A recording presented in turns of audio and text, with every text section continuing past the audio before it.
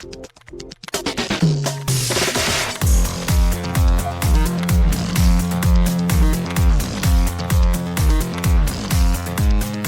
and welcome to Too Fast, Too Forever. And welcome to the family. We chose this one. This is episode 381, Life in the Fast Lane, number 35. I'm Joey Lewandowski. I'm Joe, too. And Joe, this is a very exciting day. We are kicking off Tokyo Drift in the Fast and Furious Minute. This is our first Fast Lane in lap 15. We've got new segments. We've got like 6 weeks of life to catch up on, which... Oh, damn. That's actually... There's a lot of life that happened. Honestly, like this has been a wild 6 weeks for many reasons. I said it's been a wild week and a half for you, but yeah, 6 weeks. Yeah. But we will figure that out when we get there. Let's start, though, with the Fast and Furious Minute. And I'm going to let the listeners know, I told you this today, no audio for this because it's just the universal fanfare and then the start of a DJ Shadow song, which we'll talk about in a second. But every time we put this in there, we just get flagged for copyright on Spotify and on YouTube. So I'm just not going to do it. But just pretend in your mind, visualize the universal logo and the universal fanfare. Yes. And then 6 Days remix. Just hear that as we're talking. And Sean Boswell walk through a metal detector. So here's what happens in the first minute. The Universal logo crests with full fanfare. We see the title card for Relativity Media. Under DJ Shadow's song 6 Days, we see a bunch of high schoolers going about their morning business as the film speeds up and slows down between fast motion, slow motion, and regular speed. We see semi-close-ups and focus on several students, guys looking for other people, greeting their friends, spinning books, but our primary focus is on Sean Boswell, who steps through a metal detector and sets it off. Security guard Townsend pulls him aside and begins to use a wand on him as the minute ends. And for as much as going on here, this is kind of a calm version of a chaotic minute. Yeah. There's a lot of, like, people moving around, but in essence, it's a lot of nothing. You know what I mean? I watched a couple times for... Are there big Pokemon things or whatever? But, like, it's so quick that it's hard to really... I watched second by second. I did, like... One of the things that, like, I do when I watch these is, like, I'll watch it through a couple times, and then I'll watch it and just pause pretty much every second. Mm-hmm. You know what I mean? Just to see if I see anything cool. But no, I'm with you. There was really, really nothing. It's just because it's just frantic. It's just frenetic. So what I chose to do instead is dive deep into Mr. Sean Boswell, played by Lucas Black. We see him in this. I will also, before I get into Lucas York Black, his Christian name, I will say that Townsend, which is, I never noticed, is like the security guard has his name on his badge, is also the last name of Clayton Townsend, who's an executive producer in the film. So one of two things happened. Either they just found a security badge, a security shirt that said Townsend, or they're like, hey, you know, just like Neil Moritz is like Ferrari guy or whatever. They're like, hey, producer, throw his name on there. Yeah, that makes sense. A lot of this I think you're going to know. A lot of this I don't think you're going to know. So here we go. Okay, I'm waiting for you. November 29th, 1982, in what state? Can you guess? Oh, I just saw it. Sorry, I'm changing my thing. He's Bama Boy. He's Bama Boy. Yeah. I mean, sorry, I had the screen up. I couldn't take credit for even knowing Bama Boy, but because I saw it, so I changed. You are fine. To Jan Keenum, an office worker, and Larry Black, a museum worker. He has two older siblings. His dad was not a museum worker. He's a museum worker after he's a naval... He's, like, still in the Navy in Japan. Well, IMDb says he is a museum worker. Okay. Who knows? He's got two older... No, not the character.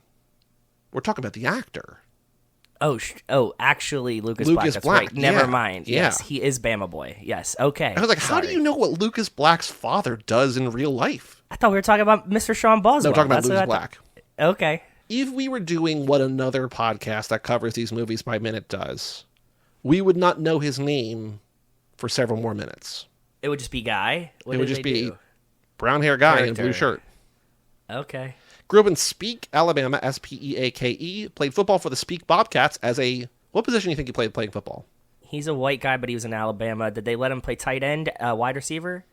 That's what I would have guessed, too. He was a nose/left guard. Playing both sides of the line. He was a lineman? Mm-hmm. Okay. So that means he wasn't very good at football if you're a lineman when you're in high school like this. But graduated from high school in May 2001, had no formal acting lessons, but made his film debut with a small part in the Kevin Costner film The War in 1994 at age 11. Nope. Nickname. You want to guess his nickname in real life? You'll never guess it. Just guess like No. a common, like just like that guy name. Buzz. Lucky. There you go. Lucky Lucas. He's got an older brother named Lee and an older sister named Lori. He's married to a woman named Maggie O'Brien. They married on July 3rd, 2010. She is a lawyer. They have 3 kids together. I'm not going to do this for every character, but just like there's nothing else going on here, so I'm just going to do this for Lucas Black. 3 kids, including Sophie Jo Black, born a year after they got married in June 2011. And my favorite part, or one of my favorite things, is that he has another child. Like, they have, like, kids, and then one of the kids' names is just listed as Child. I don't think his name is... I was going to say, do you think his name is Child Black? I don't think so, but Child. Trademarks. You know his trademark as an actor? It's his accent. Strong Alabama accent. Yeah, that makes Apparently, sense. in The Horse Whisperer in 1998, when he was 15 or 16, they wanted to cast him, but they wanted him to change his accent. He said, quote, "If you have to change something about you to be in a part, I don't think it's easy to do. You should just pick the part where you can just be yourself." And he said, no. I'm Bama Boy. You can't take that out of me. You can take the boy out of Alabama. Can't take the Alabama out of the boy. We learned that yesterday. He was in some movie called Utopia, which I don't know, and he played golf in there. And he had a quote about golf. This is all just on IMDb. Like, I'm just like exploring new nooks and crannies of IMDb this lab. This is fun, though. I like it.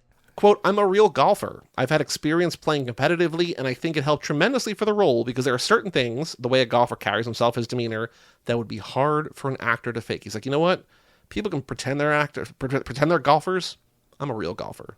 If you're into golf, you're into golf, I guess. One thing I did not know is that after he left NCIS New Orleans in 2019, he began uploading videos to his YouTube channel in January of 2020 called Real Life Lucas Black, focusing on hunting and fishing. I bet these are full of gems that I don't ever, ever, ever want to watch based on what I've seen his social media look like. The most exciting thing to me is that he was nominated for a Teen Choice Award for his role in this movie as Choice Movie Male Breakout Star, did not win.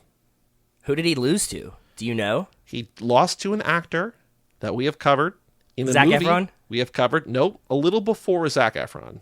Was it Goss? A little after Goss, or about the same time. Channing Tatum. Channing Tatum won Male Breakout Star for She's the Man / She's the Chan. Okay. So wow, the our same worlds year that collide. Bama Boy. This movie also, I was like, what else? Did Tokyo Drift get nominated for any other Teen Choice Awards? And it got nominated for Choice Summer Movie Drama / Action Adventure. It's like a movie that came out in the summer and is an action movie. This was nominated, but it lost to Pirates of the Caribbean, Dead Man's Chest. Also makes sense, yeah. So 0 for 2. But, 2 Teen Choice Award nominations? He's Teen Choice nominee Lucas Black. Yeah. Lucky Black. Yep. Lucky Black. With Child. And that's about, I was like, that's enough. That's enough of Lucas Black. That's about enough of Lucas Black, that is. I read through all of his IMDb and his wiki, though, and I found that. So, Lucas Black, award nominee. It's awesome. I love it. I do like that, you know how they do, like when they're promoting a new movie, they're like Academy Award winner, Academy Award nominee. Yes. And then like there's also like Golden Globe Award winner, like that's like a step down. Like it's gonna be for a different movie, and I don't think you would do that now, but it's just like, Teen Choice nominee. I know. I really, really wish that. Okay, Joey, if I got nominated for a Teen Choice Award, I think I would make myself my own award so I could put it somewhere. It's always funny, like, when I do Zooms with, like, for work, and there's just, like, a guy turns on his camera, and there's just, like, an Emmy Award right there. It's like, all right, guy, I get it. Yeah. Yeah, that's what I mean. I want, like, Teen Choice Award nominee Joe 2. And just, like, put, like, on a really shitty plaque that, like, I got made for $50 at the trophy store. I mean, you got such a beautiful hockey trophy. You can get one of those made, too. Same guy, right? Oh, yeah. Actually, I put the new plate on the hockey trophy when season started. Yeah, three-time champion. Is there anything in here of note that you noticed in this minute? One thing I did notice was that they are the Oro Valley High School, and I think they're the home of the Trojans. I will confirm next episode, because I know that Tool Time's fucking jersey has it on the front, but I think that it says the Trojans. Team is purple and gold, and it looks like they're a duck, maybe? Is there a duck mascot in this movie? Oh, is it ducks? It might be the Ducks. Okay, cool. Okay, whatever. I Is couldn't it still read Trojans, though? No, I don't know. I need to look. I couldn't really read it because there's so many people walking Okay. across the sign. I kept pausing. I got that it was Oro Valley. Oro Valley is north of, what was it? I just had Oh, it's a real high school. No, it's not a real high school. Oro Valley itself is 6 miles north of Tucson, Arizona, and there is no Oro Valley High School, but there is Canyon del Oro High School. So I'm assuming that's the high school that Lucas Black would have went to. 1,600 students. Oh. That would make sense for the size of this, right? Yes. Like that's what it looks like to me. Go ahead. You reminded me that today also, while I was doing this, I also pulled the goofs for Too Fast, Too Furious, which we'll get to in a few weeks. And Okay. there's They some good silly? goofs. There's some good There's goofs. some goofs. And, teaser, new goof categories. I thought there was 13 who's There were 10 there's new categories. There's goof at least one, if not, there's at least one new goof category. Okay, wow. Okay. Have to wait. I will wait and see. And the other thing I wanted to just talk about is just how much I fucking love DJ Shadow today. Yes. That was the main thing I wanted to talk about. So I was looking up DJ Shadow because I just want to talk about him. I've seen DJ Shadow live a few times. Big proponent of it. I think Introducing, his first album, is like one of my favorite albums of all time. If you haven't listened to it, I highly recommend you give it a shot. DJ Shadow is known for being a DJ where he just pulls records, like vinyl records, and will just mash them up. He was like one of the first guys to kind of do this, and he creates like whole new songs from a bunch of samples of a thing. There's a few like record documentaries on him. I think like the big one is maybe Scratch, and I think that's the one. It's either that one or a different one that I watched of him, that he would like just sit in a record store and have people just walk up two lines with records, and he would just blend, like mix them Amazing. together. Yeah, you would just like walk up, you'd be like, "This is my favorite record," and he'd be like, "Okay," and he would just like transition the song that he was playing into your song, and then like grab one from another guy and do the same thing. He's a wizard. I love him. Also, this is a quick promo to say go listen to the Song Exploder, like one of the only podcasts I like, episode on DJ Shadow, and he talks about making one of the songs and Introducing and like using his wife's voice in it. Yep. And like how it was made. It was really, really cool. And then the last thing I found was this song was also used in the end credits of the film Phone Booth from 2002. Do you remember this film? With Colin Farrell, of course I do. Yeah, okay, yeah. So I didn't. think I said during our Michelle Rodriguez lap, I had a big, I had a crush on Michelle Rodriguez because she was in a couple of movies like Resident Evil and SWAT, and Yes, also yeah. in SWAT and also in Phone Booth were Colin Farrell. So I was just like, these are my actors, Colin Farrell and Michelle Rodriguez. And like, honestly, You didn't do too bad, dude. Yeah, you did. You did could pretty have been better. fine. Could have done a lot worse. Could have done a lot worse. Yeah. As far as I know, both of them are like But I also remember like in like Matt Damon and Brad Pitt and Edward Norton, and they're all like in each other's movies, and like those are kind of just like bro-tastic, like. Yeah. Not that, I guess Michelle Rodriguez is a little bit brotastic, but yeah. I also saw DJ Shadow, as you know, in Spain a couple years ago, and I sent the video of him playing 6 Days Remix to you guys as it was like 4 o'clock in the morning for me. It was 10 p.m. here, so. Did you enjoy DJ Shadow too? Oh, yeah. You really So like. much fun. He's a technical wizard, dude. It's Yep. just amazing to see. If you get a chance to go see him, highly recommend it. He's just a fascinating dude, and he still tours, and he's still like just cranking out music. He had an album like not too long ago that I like too, but Introducing is top tier, like literally probably one of my favorite 10 favorite albums of all time. It's really good. It's really fucking good. So if you haven't heard it, this is just my pitch to you to go listen to some DJ Shadow today. So I have a couple different trivia question options. We could do what song is playing, which we just spent a lot of time talking about DJ Shadow, 6 Days Remix. It's too easy, but it's also the first question of the quiz, and I like to start maybe with a gimme. We could also talk about Sean's shirt color, which is kind of blah. Meh, yeah. Name of the security guard, which is probably too hard. School logo or colors, which I think we could probably save for later. Do you want to do I a think DJ you're right. Shadow? It's the Ducks. Or do you want to do a different question? No, you know what? I think that DJ Shadow, but is that because we always did stuff in the movie? You know what I mean? So like, if we're like, not what song, should we do Oro Valley? Like, what's the name of Sean's high school? That's so hard, man. I didn't even see that. I think watched- DJ Shadow is worse, like because you need to know the song and then know the artist. You know what I mean? It's true. I definitely like the DJ Shadow question. I would love to do that, but it just goes against our previous things. And if you, how do you feel about that? I think that's fair. I think that's a valid concern. Because like we've never asked about stuff that like you would need to know outside of what you've seen in the school color or like colors is good, because we see it once and we see it again, and they're not super. Where do you see Oro Valley? There's a sign on the wall behind them. It very, very quickly. Yeah, I think that I told like, you. Yeah. That's brutal. But I also think that, like, yeah, I don't know. I think what we could do, how about this? I think. What do you want? We don't have to save questions for later. We could say, Sean attends Oro Valley High School. What color, what are the school colors? Because I think the football scene in the parking lot. It gives you a double down. Iconic. I think it makes it fair, yes. That's what I like school colors. That's I think that's fair, but difficult. We start on a good note. So we got purple and gold. We can do black and gold or black and yellow. You want to do black and yellow? You want to say black and yellow officially? Okay. Yeah, please. That would be fun. I will also say, I mean, you have to do Vikings colors. I know. Well, it's purple and gold. Okay, it is purple and gold. Yeah, but right. The Vikings jerseys look better. Yeah, these are. I mean, than a random movie high school, sure, but yeah, exactly. Okay. Give me two other pairs. Purple and silver. Right? Like, what are the Ravens? Are the Ravens purple and black? Purple and black, maybe? And then... something in gold, maybe? Or no, we have black and yellow. Green, purple and green.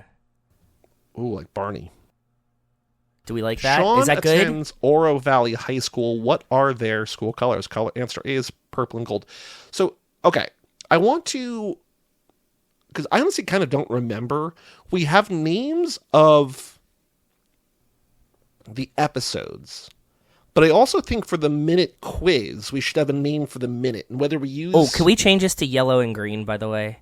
Let's make it... Because then we have a black and yellow. We have a yellow and green. And that's kind of Packers-y. Sorry. That's fine. I was trying to make it as hard as possible. I think we should have a name for the minute and then a name for the episode. Because I think for the quiz, there should be... it shouldn't just be like some bullshit from Running the Vin, because that doesn't make sense for the minute quiz. 100%, bud. I really like this idea. We need idea. a name for the minute, and then later we'll do a minute name for the episode. We need a name for this minute. Welcome to Oro Valley. Does this girl look like she eats in Oro Valley? Oh, I was gonna, before you said that, I was gonna say, like the welcome to the OC, bitch. Like, welcome to Oro Valley, bitch. But does this girl look like she eats in Oro Valley? It has to be. Right? Okay, that was too good. The real ones know. The real ones do know. That's such a dumb name. Oh my god, that's amazing.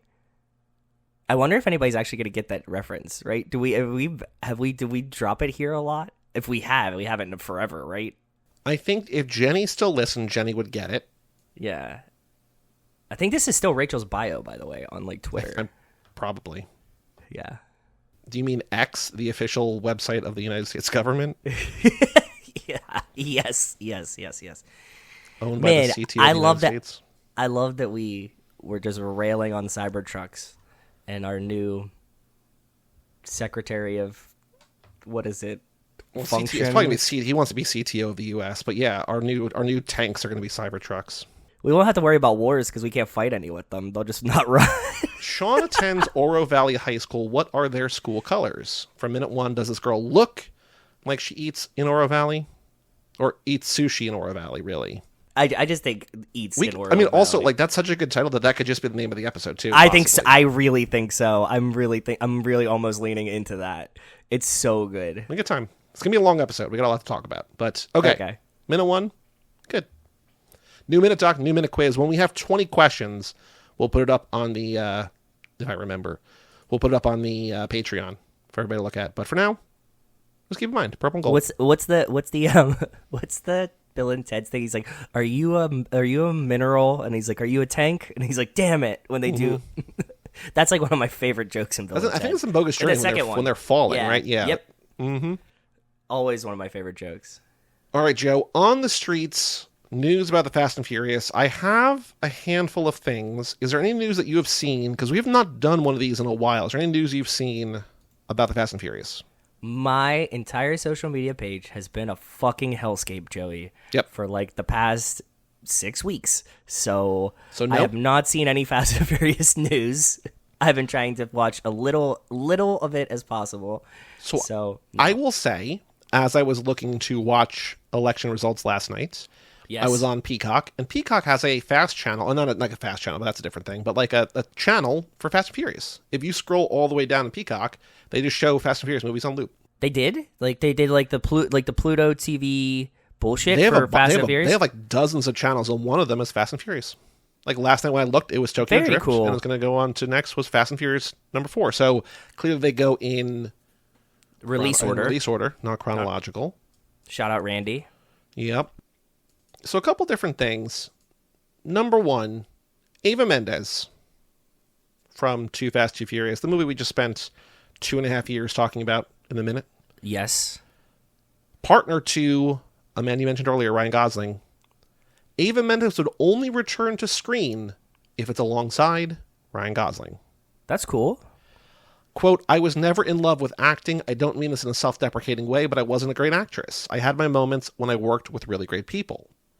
She said she was proudest of the 2 projects she shared with Gosling. Quote, he gets something out of me that's never been accessible before. And she said she would only return to screen if it was with her husband. Quote, that's the one thing I would love to do. That's incredible. This is a really cute way. This is a cute relationship and a cute way to say that. That's very, very awesome. She was explaining to the Sunday Times. I hope that everyone that wants a partner finds one that they can say something along those lines about. Maybe not an actor and maybe not Ryan Gosling, but your partner should draw something out of you that makes you feel good. So she was in The Gods Beyond the Pines. She was also in Gosling's directed film Lost River, which is pretty good. Ghost River, yeah. That's where I saw him in real life because the Draft House had a screening of that. My sister and I sat in the front row because we're like, we're going to be next to Gosling. And he was running late because of traffic in Austin. And they came in, and Robert Rodriguez was there to like moderate a discussion for another thing. But they talked to us like for like a minute and a half and left. We're like, okay. But also, on this podcast, Eva Mendes obviously in Too Fast and Fast 5 for one scene. Also in Holy Motors, which we covered maybe on the Patreon. But that means if she's only going to return with Gosling, that means the Gosling in Fast 11. I think that he's I think probably the most dark horse candidate for a person to run ET on. Ooh. It would make so much fucking sense. Can you imagine if we knew that she's only coming back if he comes back, and she shows up in like the first scene, we're like, there we go. We know what's coming. Oh, we will. I'll probably forget by then, but I'll be in the theater with you, and you'll be like, Gauze is coming. Gosling. And I'll be like, thanks, Joey, for carrying the brain load for us as usual. So appreciate you greatly. Next story, speaking of women in a couple of these movies, Helen Mirren. There's a thing about Helen Mirren that she keeps doing. Do you know about this? Helen Mirren keeps framing technology in a way that she's like, man, I wish Kurt Cobain could have seen it. Oh, I did hear her say this once, but I didn't know that she keeps doing. She's done it like what did she just do? Times. Like every 4 or 5 years, she says, she just thinking about Kurt Cobain all the time. She just really big into Nirvana or something. I always say it's so sad that Kurt Cobain died when he did because he never saw GPS, as it's the most wonderful thing to watch my little blue spot walking down the street. I just find it completely magical and unbelievable. There's so many layers we need to unpack here. Actually, like. Is Helen Mirren a really big Nirvana fan? Did she ever meet Kurt Cobain? I don't know. Why is she thinking about Kurt Cobain so much? Who Weekly talked about this recently. I think it's sort of like, I think she just uses him an example of somebody who is sort of modern, died young, and died before a lot of technological innovation. That makes sense, but interesting choice. Mm-hmm. I think it's funny that she just loves, I think because it's always like, oh, this technology is amazing. Man, I wish that Kurt Cobain... It's not like she sees GPS as like things Kurt Cobain. She's just like, oh, this technology is amazing. It's so sad that somebody died young and didn't get to see it. I would like to imagine Helen Mirren just constantly thinking about Kurt Cobain. What I also like about it, though, is that she's, in this case, obsessed with GPS. God's Eye is like the ultimate GPS. Devil's Bunghole, we heard her talk about that. Yeah, we did. We absolutely did. I really want a world where like Helen Mirren comes in. She's like, heated towel warmer in my hotel room.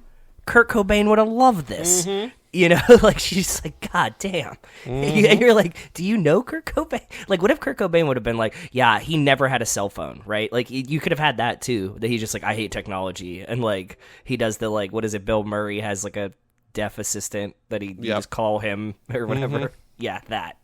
So shout out to Helen Mirren.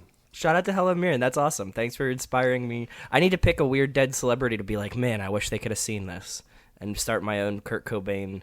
Man, XXX Tentacion. Yeah, Oh, somebody did explain how to say that, and I don't remember. And I'm not going to it remember. was so I Jerry. It was apologize. Jerry. He told us. I forgot too, though. I really did. I'm sorry, Jerry. Next Tuesday, as we record this, today as it hits the main feed, the first 6 Fast and Furious films are going to be on Netflix. Oh, shout out to them. Fuck Netflix. But shout out to the films being on Netflix. Get your royalties checks, my brothers. This was a funny headline, just because, I mean, it's Screen Rant, so it's maybe nonsense. I didn't read it, but I saved it because I love the headline. Okay. Fast and Furious 11 gets uncertain filming update from Mia Actor. Not from Jordana Brewster, but from Mia Actor. And not actress. Mia Actor. Fast and Furious 11 gets an uncertain filming update from Jordana Brewster, comma, who plays Mia Toretto. Okay. Does it say During a anything recent interview interesting? with Screen Rant. What's that? Oh, no, I was just going to say, does it say anything interesting? They interviewed her. I always think Screen Rant is like fake, like No, Screen Rant, it's just like, I think apparently they interviewed her, like, it's real. That's what I mean. And they I have always feel like journalists. it's internet scraping, right? You know what I mean? It always feels like it's just like some Indonesian kid that like wrote this article for 25 cents based on like some other article that came out. I think it's a lot of like probably content slop, like AI slop, but it's also apparently they're breaking real news because during a recent interview with Screen Rant, she was asked what she knows about Fast and Furious 11's filming timeline, revealing she's not yet aware of when production might start. After joking she might press Vin Diesel for more information about the sequel, she shared her hopes that production isn't too far off. Quote, I don't have a timeline. I'll probably read it online or I'll try to, get some information out of Vin, but no, I don't know yet. Hopefully soon. Can you imagine Jordana Brewster's like one of these like when you hear those stories, like I found out I was traded by Twitter, like as a football player or something, right? And like Jordana Brewster's like, I found out that I'm supposed to be on set next week from Vin's Instagram. He's like on set getting ready to start, and she's we like, talked "Oh, about, I didn't know that." Michelle Rodriguez found out that she was still alive because she saw the movie in theaters, that's what I right? mean. So, Yeah. she also hopes that she wants to be in more action sequences, but hopes they don't kill her, and she wants to see Brian and Mia together again. But she said, "quote I'd like to see them. I'd like to see the teens come back. That'd be cool. So you have young Brian, young Mia, because we didn't see young Brian. There was no young Brian. Baby B. There's no Baby B. No, I mean like 1989 Brian." Oh, yeah, but they don't know Brian until Brian shows up in the first one, so there can't be Well, teen Brian. I think she's meaning like. Because he just meets them there, you know what I mean? So Right. like, you can't If we're- explain that. Yeah, I mean, look. I mean, Fast and Furious could retcon it, right? They're Jordan like, yeah, Brewster they knew doesn't- Brian yeah. the whole time. Yeah, who knows? Anyway, that's that. That's cool. The final thing, not really Fast and Furious, but tied to the show, from DVD News Flash Okay. on X.com. I have official confirmation Vinegar Syndrome is indeed releasing The Keep 1983 on Blu-ray. I Interesting. decided to take a chance and ask F. Paul Wilson if he knew anything about it, and he told me yes. He recorded an interview for it, so there you have it. Once again, we're a day early and $1 short. Mm-hmm. Yeah. That's cool, though. Yep. That's all the news I have, though. Decent good. amount of news. Nothing Decent amount of exciting, news. but, Nothing's decent amount. crazy. No, but Jordana Brewster said, hey, we don't know when we're fucking starting this movie, and that's news enough for me, so. Joe, you ready to run the VIN? I would love to run the VIN. I think I need it today. First one, him with a coffee. Next to 2 chairs to say Riddick, Furia. For him, Director David Toohey. Caption, Furia. Dot, dot, dot. Dot, dot, dot. I like that. I mean, I get it, but I like that his chair says Vin Diesel. He could have went with Mark Sinclair or just like director or whatever he wanted, but he specifically branded it Vin Diesel. Yeah. He loves it. That's his name. That's who he is. That's who he is. Next one. Holding a coffee too. That's a cool shot. He thought he looked really cool in that picture. I like that he just never looks at the camera. He's always just like, do this one candid. I'll be looking over there. Yeah, exactly. Next one. Vin Diesel. Shout out to our Riddick director, David. Just saw his name in the last one. For finding this beautiful location in Spain, dot, dot, dot. How can one not be inspired, dot, dot, dot. Happy creative, dot, dot, dot. And the top comment says, whoa, dot, dot, dot, dot, dot, dot. And it's a nice, It's like sort a of little caves, valley. Little river, Little shallow valley. river. Yeah. Pretty cool. It's a pretty cool spot. Yeah, that'll be cool. Then there's a picture of him and David Toohey. David. Posted a couple days later. Who knew back in 1998 filming Pitch Black in the Australian outback that in 2024 we would be making the 4th chapter of the mythology, ... Furia. Happy birthday, DT. And it's him in full getup with the goggles, back to back with David Toohey, looking cool. Looking sick. Yeah, who would have thought? Who would have thought that he would be on the 4th one of his, like, passion project movies? It's kind of amazing. Good job, Vin. So far, 3 posts, not edited. He's on a roll here, dude. Next one. Him and David Toohey. Weekend script work with the Riddick director, ... Happy creative, ... Them with the script in front of a little tiny little crudité plate with some crackers, charcuterie some olives, board, yeah, some grapes, some mixed cheeses, nuts, mixed nuts or trail mix over there, maybe trail mix. Look like they're in a pretty fancy hotel room, if I had to guess. That's like a big, like, look at this, like, wooden weird table that it's on. Is this his house? Hotel room? It could be. It very well could be. But they're in Spain. He can't have posted a picture in Spain in the chairs and then be at his house. Well, you know what I don't mean? know if David Toohey is in Spain. Like, the location scouts might be in Spain, but yeah, who knows? I don't know. Also, he's Vin had all might these have a house pictures. in Spain. He might. You're right. On the last running the Vin. This is very funny. I saw this. This was posted 5 days ago. Okay. My youngest dressed up as Riddick for Halloween, wow. Here I am, delving deep into character, ... Speechless, ... Happy Halloween to you all. So he didn't post a picture of his kid, which is fine. Some celebrities don't. Maybe he doesn't want to post. Well, he did has like that one video where he was riding a bike and the kids were with him. Remember? Mm-hmm. Okay, so yeah. But it's weird to me to be like, you know what's great? Here's a story. My kid dressed up as Riddick made me so happy. Here's me as Riddick. I was going to say to you, Joey, how do you feel about this in the scheme of Halloween costume choices? Because this is like being like, my dad is this professional athlete. So you go, Dad, can I borrow a jersey? And you're like, I'm my dad for Halloween. Because, like, it's not like he had to, like, go make a Riddick costume. He's like, Dad, do you have that Riddick shit lying around? Can I just borrow that for Halloween? And he's like, what an honor. And the kid's like, I don't know. I didn't want to pick a costume, dude. Like, I could be the full actual movie quality Riddick, or I could be Batman off the shelf. Which am I going to pick? Also, if your dad is Vin Diesel, you could have the money to be whatever you want to be. I would rather have that, though, than, like, Bronny be like, hey, Dad, I also want to play for the Lakers. Oh, really? You have feelings about Bronny and the Lakers? Tell me about him. I think he's bad at basketball. That doesn't matter. Nepotism always wins. It was just funny that I saw LeBron on X a couple of weeks ago be like, yo, at 2K Games or whatever, my kid wants to be in Valorant. Like, whatever, or EA Sports, like, my kid wants to be in Valorant, hook him up. And all the comments were just like, you're doing it again. Let him find his own path. Yeah. The only reason he got drafted is because LeBron's still in the Lakers and he's still in the league. You know what I mean? Like, if he had retired, nobody was LeBron drafting owns Bronny. the team. How can Tom Brady own the Raiders and also still commentate games? He's not allowed in. He's not allowed to. He can't do Raiders games. No, that, and he's not allowed to be in the pre-interviews anymore either. Okay. So like when they go in and they do the like rundown thing that they talk about like the game and like what their plans are and stuff, that like they all have these like prep meetings, like he's not allowed to be in those meetings. It was part of the concessions for him owning part of the Raiders, because it could be construed as like an unfair advantage if he got to like talk to the opposing coach and staff the week before, like that week. You know what I mean? Mm-hmm. So that's what they made him concede. But it's all ultimately stupid as fuck. Go ahead. It's just funny to me that, like, he is so bored so quickly. He's like, what else can I do?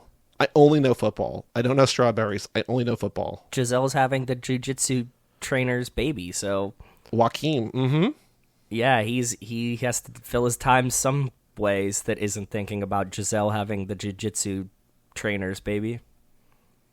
Did you see that tweet that was like, imagine Giselle Bunchkin's your mom, but your stepbrother's dad is Tom Brady, and yours is just this guy? You know? I mean, it could be worse, but like, imagine it's like, oh yeah, we get to go to the Super Bowl again with our dad. You're not invited. You know what I mean? Because like, what is he gonna do? Families. He's not taking the fucking the other kid with him, right? Like, he's going to be like, fuck that kid. And so, like, he's going to be like, okay, bye, guys. Have fun at the Super Bowl and at the Raiders game this weekend. Like, that's kind of cool. I'm sure that, like, the entire, like, every word spoken in the Bunchen house is like, yo, fuck Tom Brady. You think? Yeah. Why? Why do you think that? You think she turned the kids on him? Look, I don't want to put Tom Brady on blast here. I don't think he's probably been, like, the best father. Dude's, like, a football obsessive. Yeah, and doesn't eat strawberries, but... And kisses his kids on the lips. And his dad. But, come on. Like, your dad's still Tom Brady, dude. Yeah. Like, Gronk's like your drunk uncle. Like, I don't know. If I was an 11-year-old boy, that'd probably be like the sickest fucking thing in the world, dude. It doesn't matter if he was there or not. It doesn't, like, you're like... Yeah. Depends. But also, like, it's your dad. You know what I mean? It's just like, it's just my dad. I guess. Yeah, that's true, too. Because you're going to be like, we think it's cool that Tom Brady's your dad, but Tom Brady could be like, no video games, 7 o'clock, bedtime. And you're like, oh, fuck, dad. You know? Yep. Joe, is Dwayne Johnson interquel? Is Tom Brady interquel? Is Dwayne Johnson interquel? Sorry. I was going to say one last thing and I forgot. Okay. Dwayne Johnson, we don't even know when 11's starting. We definitely haven't heard anything about Hobbs and Shaw 2, so no. Before we go to the Patreon page and the email bag, we are going to look back at Boy, Do We Have a Podcast for You, BD WAPFI. This ain't no fun. 10-second race. Fun, and nice. We're going to see if we scored last time, because, again, we're doing the episodes every 4 weeks. We don't need to bother people who aren't Brian with, like, recapping the last one, so we're gonna take a look at BD WAPFI now. So last episode. Also, this one was a fucking hellscape, dude. Mm-hmm. Brian, I don't know what the episode sounded like, but... I left it in, I cut out the tweets, but I left in, like, oh, no, we can't do that. Or... Okay. No, it's... People know what we dealt with. Okay, good. Okay. Yeah, because that was... I was like, there's bad. no other way to cut around this. So you heard us all pick tweets that be like, oh, no, this person's not... Whoever could have thought that X would have less than desirable people on it? Yeah, This game might get harder to play. It might get harder to play. It'll be like those, 6 months that we had to deal with Fast and Furious being the, initiative for the war or whatever. You're like, God, fuck, go away. Okay, so I found Kings of JDM at Kings of JDM, and it's some woman looking around Toretto's Marketing Cafe, but in real life, and someone says, why am I suddenly craving a tuna on white, no crust? And I said, it's a shitty sandwich then, it's a shitty sandwich now, but boy, do we have a podcast for you. Nothing. Yeah, that's tracks. Joe, you found Emily Wieskamp at Wieskamp96277 at Real Paul Walker. Love you, Paul Walker. You and my idol. Rest in peace. Love you. Big fan. Emily, miss you. We said, we're huge fans of Paul Walker too. Girl, do we have a podcast for you? Got 2 likes from 2 people who follow us, including Emily started following us, and then also Bianca at Fake Car Girl. You get at least 2 points. I get 2 points. No, Bianca. I don't think we have a scoring set up for follow, but I'm going to give you a bonus 2 points for the follow. So Thank you. Points. Thank you. Appreciate Because we have a that. like is 1, retweet is 2, reply is 5, email is 10. But I think a follow should also be 2. Or should follow be more than 2? I'm going to keep trying to attack these Russian spam bots, but now that the election is over, it might not go so well. So, oh, they've got so much more work to do. They've got to take America back. They do. As a black gay man voting for. So I'm going to give you. We'll say a follow is 3 points. We'll give you 5 points for that. I don't know who this other person is. I can't give you follow for the other one, but understood. I really like 88. it. Thank you. Appreciate the generosity today. That was very kind of you, brother. It's a brand new world for us. It's a whole fucking new world for us. It is. Brian found Shane at Shane Mendez breaking. Hector from the Fast and Furious has been cast as Reed Richards in Marvel Studios' Fantastic Four. We said, what if Hector played all 4 of the Fantastic Four? Boy, do we have a podcast for you. Got 1 like from Aaron Malozin. No points to Brian. Still has never scored a point in this game. He also found, for charity, Max C at Max C. I think lesbians and heterosexual men should get along over their mutual fondness for Vin Diesel on the Fast and Furious DVD. And we said, couldn't agree more. But a podcast for you. Got 2 likes from Aaron and Randy. So unfortunately, Brian's still without a dollar to his name. Sorry, Brian. Try the Russian bots next time. It'll work better. Mm-hmm. We have a Patreon page, toofast2forever.com. Shout out to Nick Burris, Alex Ellen, and Justin Kleiman, and Brian Rodriguez of High School Slumber Party. and still no points. Wes Hampton, Jerry Robinson, Dan the Duke, Hayden, Renato DiDonato, Michael McGann, Lane Middleton, Lindsay Lewandowski, Nate Milton of the Kings of Sport, Jason Rainey, Tom Price, Mike Gallagher, Josh Buckley of Whole Lotta Wolves, Michael Moser, Christian Larson, Taryn Newman, Aaron Willows, and Natalie Absolute, Randy Carter, Josh Goularm, Alex Walsh, and Jessica Collins, a.k.a. Mon. Tez. Thank you all for supporting the $5 a month level or above. If you want to join the Patreon, if you want to get access to the Tokyo Drift Minute quiz eventually, you want bonus episodes, we're going to start recording if you're listening to this. We have 2 bonus episodes coming out this weekend, or we're going to record this weekend, so they'll be out soon. Yes. And then basically every 2 weeks from here on out, we're going to have new bonus episodes. We're going to go through the bonus episodes for Lap 15. So toofast2forever.com, early access to every episode, bonus episodes basically every 2 weeks. Minute quiz. We're gonna note about the Patreon later, so just do that thing at toofast2forever.com. We also have an email address, family@cageclub.me and Joe. We've got a bunch of different things fun. to talk Nice. about here. Cool. First off, we made 2 sales last weekend. George Pickens. On Sunday at 4 a.m. and then Monday at 12:48 a.m.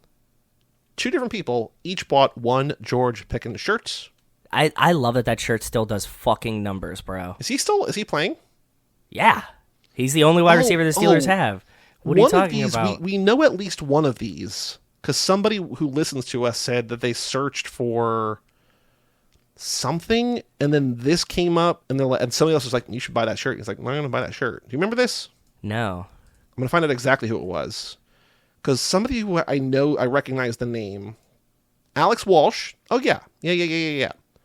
Quote tweeted a thing about punters from NFL, UK, and Ireland. Okay. Watch this clip, and the ad I was served after was the Too Fast, Too Forever George Pickens shirt. Micro-targeting is out of control. And then someone named Taylor says, this shirt rocks. I fear you got a cop. And Alex says, was going to offer the compromise of buying it as a magnet, but it's on sale, so fuck it. So Alex was at least one of the people who But bought there's that shirt, another somebody stranger else, that bought it. Unless Taylor bought it. Who knows? Unless Taylor bought one too, yeah. Well, Taylor, Alex, thank you for buying one. And Taylor, if you bought one too, thank you for buying one. If not, I hope you guys both enjoy your George Pickens shirt. I wear mine fondly, and it's one of the weirdest shirts I've ever seen or worn. And I'm glad that it only hits for just this weird group of people. So, love you all. Thank you. It's the only shirt we've ever made that I don't own and probably will never own. I'm like, that's not for me. And we've sold so many of them exclusively for you, and somehow like 40 other people. Yes, thank you. Make George Pickens t-shirts great again. That's all I have to say.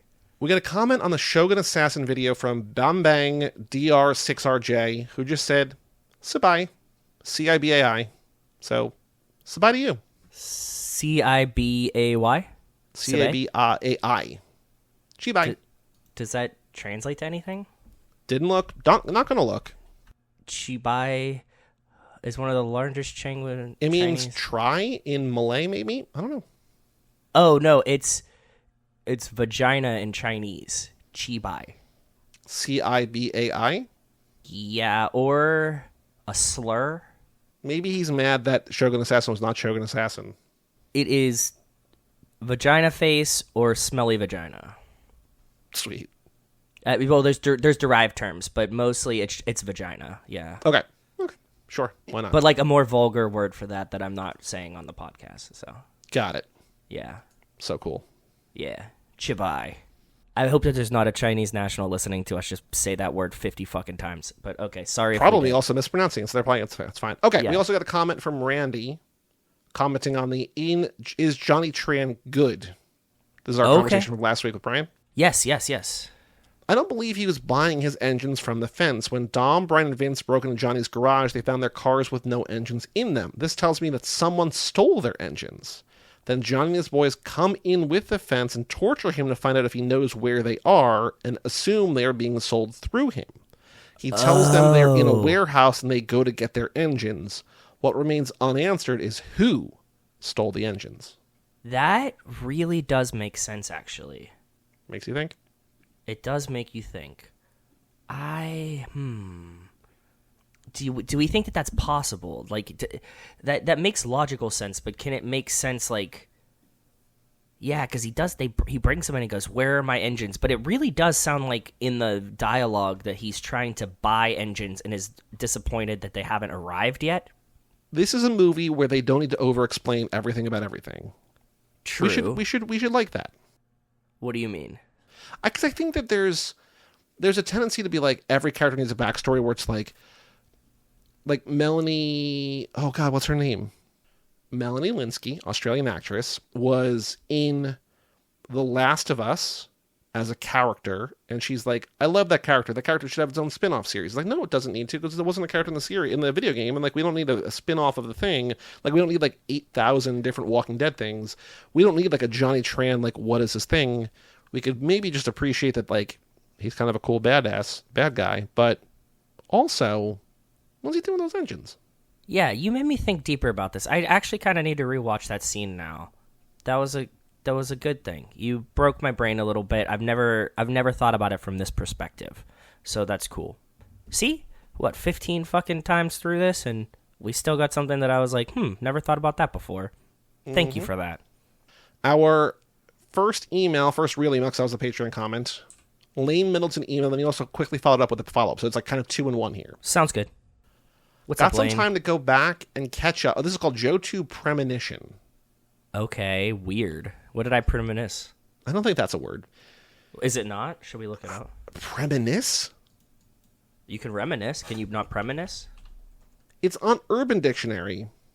I think that's the true dictionary of the world. I don't think if you ask Bob, he would say it's a word, because like, I know what you mean, but... Yeah. Got some time to go back and catch up on old missed episodes, and I'm listening to Lady Snowblood. Coincidentally, this is the first episode of the Too Fast Minute, which is funny to me since you guys just did the last. But right at the beginning, you were talking about the kids' training montage, and Joe 2 said, we need a Baby Brian training montage, which we basically got in Act 10. Also, I totally forgot that I said follow-up, that. Joe 2 wanted another snow scene in Fast, which is the last scene in Act 10. Well, there you go. See, on a long enough timeline, I say enough dumb bullshit that all of it comes true. So thank you very much for giving me my flowers there. I appreciate it greatly, Lane. I totally did not remember saying either of those things. So thank you for that. Our next email is from a new listener, and this is what I've been teasing both on the podcast for and off. weeks So this is now. from someone named Jacoba Tate. Is Vin Diesel A-list? Is the subject line for their email. Okay. What's up, Jacoba? Hi, Joe and Joe. I have some feedback about your discussion of whether Vin Diesel's A-list. You agreed that he is, but by your own logic, he is not. Okay. And I'm just like, Jacoba, that's the podcast. We say a thing, and then we accidentally say the opposite, and we think we're making sense. Or if we say enough of everything, as you just heard, somebody will be like, you guys got this right. And we're like, no, we just said everything. So... One of you said, quote, I would say he's A-list. I don't think he's top-tier celebrity. I think there's an S-tier above him, like Clooney, Cruise, Pitt. Jacoba says, I agree that Vin Diesel's a tier below your examples. And incidentally, let's acknowledge A-list women. Nicole Kidman, Kate Winslet, Kate Blanchett. 100%, A-list by yeah. definition is top tier. You can't make up another tier. Vin Diesel is not a top-tier celebrity, therefore he is an A-list. Oh, that's a fair argument. But I do think that there's people that like even transcend A-list. That was the point that I was trying to make. There's a also list. every video game ranking thing, like every internet ranking thing is always like S-tier. Yeah, S tier is now in the lexicon. S tier is always top tier. The other host said that in the Who Weekly paradigm, a them is someone that everybody recognizes and basically A-list. This argument is more plausible but still incorrect. A them is often but not automatically A-list. Neil Patrick Harris, Zooey Deschanel, Lindsay Lohan, and all Kardashians are thems, but lack the prestige and status of the A-list. Interesting. Okay, that's a good point. And I would kind of put Vin on that level, is what I'm saying, right? That's Vin Diesel, very recognizable but less prestigious. He's a them, but he's not A-list. I think that logic tracks because we did put a tier above. He's just second tier, right? That's what It just depends on where you start. It just If you depends start on A, where you start start. S. Yeah, if you started A, then you're right. If you started S, then we're right. Oh boy. I think we just solved it. That's way more clear now, right? Jacoba write in and be like, no, you made it worse. We just said the same thing again, which is the best part about it. John Livingston wrote in again, the Randy Cut and RDJ. Hi guys, hope you are well. What's up, John? How's it going, bud? The reason I brought up RDJ theory about Marvel being scared is last time is because Vin himself said he wanted him in the franchise last year at the trailer launch event of Fast 10, and Vin being Vin, he had a role envisioned for him as the villain who promotes AI cars and driverless cars, which is a little bit teased by Ames in Fast 10 when he arrested Dom. RDJ also did a YouTube original on the topic of AI 5 years ago, so Vin might have said this role would be suitable for him. After they rehired RDJ in Marvel, that's when my theory was born. It makes sense. And also, like, of course, Vin would just imagine RDJ coming back as pseudo Iron Man, but evil, right? Mm-hmm. Like, that makes perfect sense. Also, John writes, I enjoyed the podcast on Randy and his project on rearranging the events based on the timeline and hearing the challenges he went through to merge the events. It was amazing. I'm glad you heard it. Yeah, Randy did a great job, and we thank him greatly, greatly, greatly for that. What do you guys think about how Dom and Letty are separated at the end of 10 in a way that they are in the environment polar opposite to each other? Dom surrounded by fire with no help and enemies nearby. Letty surrounded by ice, also with an enemy. I think that Vin Diesel believes that there is deep symbolism to that. And that's exactly how I wanted to frame that sentence. Cool. Was it intentional? What do you think? Do you agree I think with that's me? perfect. I think I will leave it there. Okay, perfect. Good. Says everything you need to know about the movies and the filmmaker. I think so, yeah. Was it intentional by the filmmakers to show the scale of the movie, or was it something deep? Thanks for the Walt and Kim compilations on YouTube. We'll tune in for the next lap. Take care, guys. John. Well, thank you, John. Thank you, John. Hope you're liking it, bud. If you want to listen to all of the Walt and Kim episodes, they are in 2 supercuts because YouTube caps at 10 hours. There's like 14 hours of their talks. But there's 2 videos on YouTube without ads. There's no there's ads and there's... I max out the ads on YouTube because like they're ad free everywhere else, and so just don't watch them there. They're just there in case you want to find it there. But the Walt and Kim episodes have no ads, so if you want to watch ad free or listen ad free, 2 videos. One's like 7 hours, one's like 6 hours, something like that. And if for some reason you haven't listened to the Walt and Kim lap, go do that because resoundingly, I believe it's one of the best laps, and they're amazing people, and everybody that listens also said that those are very, very good episodes. I just like Walt and Kim, and go support them. I am very curious who listens to this but not the real episodes. Like, I guess if somebody's just like, oh, Fast and Furious podcast, like, I'll do the new one. That's what I mean. We're like almost an hour in. Yeah, go listen to Walt. Walt has a fucking Pulitzer Prize, dude. Mm-hmm. And Kim has the coolest job in the world. So, yes, listen to them. The last email, the longest email from Alex Walsh. This lap goes to 11. Hello from Kentucky. Hello, Alex. How are you doing, bud? I am no longer... Well, he's got that shirt. He's got to be doing great. Yeah, I can't believe... I guess... is he a Steelers fan? Did we go over this before? I don't know. Ooh. I don't know. Okay. Sorry. I think he's from Pittsburgh, I think. Okay, yeah. So then this hits. So that shirt was for you. It's for more than one person. I am no longer in transit, but this lap took a little longer than usual because it included those 3 commentaries, so I had to carve out time to watch them between work and move shit. Okay. Yeah. Also, I opted for my company's lump sum relocation bonus instead of the reimbursement plan because I figured I could do a real cut rate move and pocket some money. The end result is that I went a little too cut rate and spent a month on air mattress while my furniture bounced around the country. Oh, you did one of these. But I have nobody to blame but myself, and it's here now, so all's well. Good, I'm glad. Yeah, I've heard about this before. People definitely have shipped like furniture and stuff. You know what my buddies used to do is they used to buy like shipping containers in America and get them like shipped to the country that they're from. Like, you know, like if you would come here and your family would be here for like 2 or 3 years, you know, like working at a university or something, they would just get like, there's like some kind of way to get a shipping container. You could just like, it's kind of like pods, you know, that you would get like for storage for your house, and they'll just like, then you just fill it and it just winds up there. When my sister and I moved to Texas, we got Mayflower Moving, which was just like, they're all the same. They just move your stuff around. Yeah. They offered a window of 8 to 18 days. They're like, it's going to be here. There's 3 people who are moving from New Jersey to Texas. There's you, there's somebody in Houston, there's somebody in Dallas or whatever. And it's going to be like whatever it was, right? Yeah, whatever the logistics work out, it's going to be between these days, yeah. And so we're like, okay, we need to be there by day 8. Hopefully it won't be day 18. You know that shit arrived on day 18. 100%. Like we saw the little truck on the map, like, oh, it's in Houston. Oh, it's in Dallas. Oh, it's here or whatever. So I was on air mattress, and then we bought, which if I said on now, I would probably throw out immediately. But we bought a $100 metal daybed with like a thin mattress from Walmart, and it was that's comparatively miserable. Heaven.